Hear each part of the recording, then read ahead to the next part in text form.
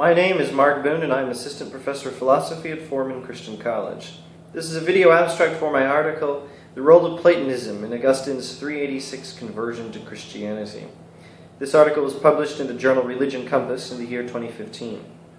St. Augustine was more influential than anyone in the shift from an ancient pagan to a Christian medieval culture that was taking place in the 4th and 5th centuries in Western civilization. So his commitment to Christianity in 386 AD, famously described in his book The Confessions, this commitment to Christianity is a pivotal event not only in his own life but also in history, in cultural history, in philosophical and theological history, in the history of Western civilization in general and of Western Christianity in particular.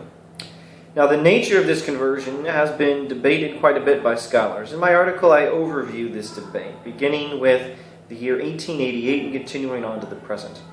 I distinguish four major interpretations of Augustine into which most or all of the relevant scholars will fall.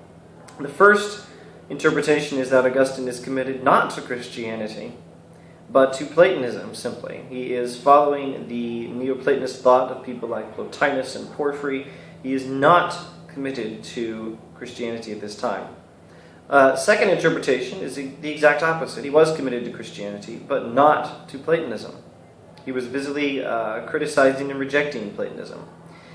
A third alternative is that he was committed to both. He was both a Platonist and a Christian. This has been a very popular position in the scholarly literature.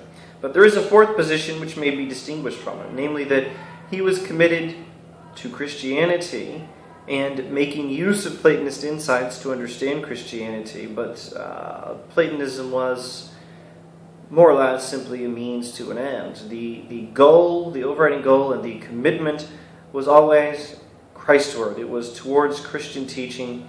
Platonism was a useful way of understanding it better. In particular, the Platonist insight that not all reality is physical, that most importantly God and the soul are non-physical, immaterial realities. This is an insight of great importance to Augustine that he uses to try harder to understand Christian teachings.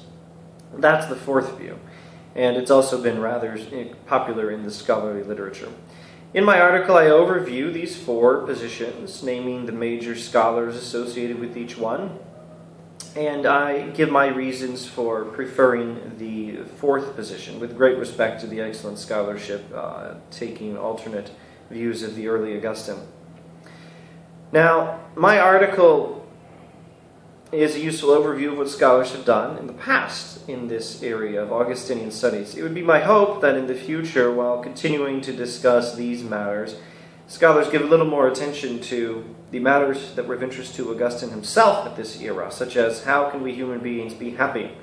What is the nature of the soul? What is the nature of the soul's relationship to God? These are the sorts of questions that motivate Augustine in his early writings.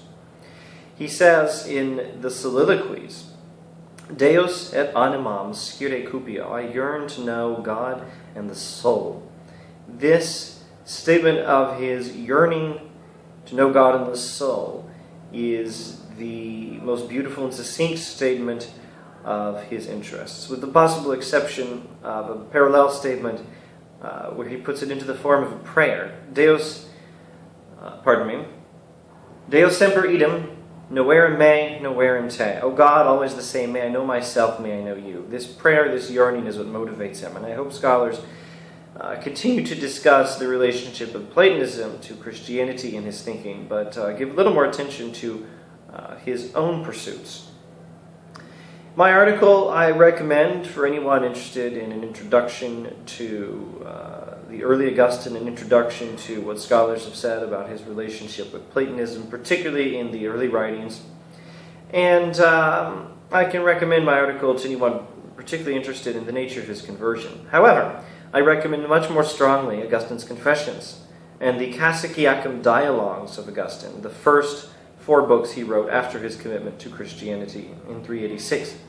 My article is available from the journal Religion Compass. An earlier version of the article is available on my academia.edu profile. Find Mark J. Boone on academia.edu. Thank you for watching this video abstract, and I wish you happy reading in St. Augustine.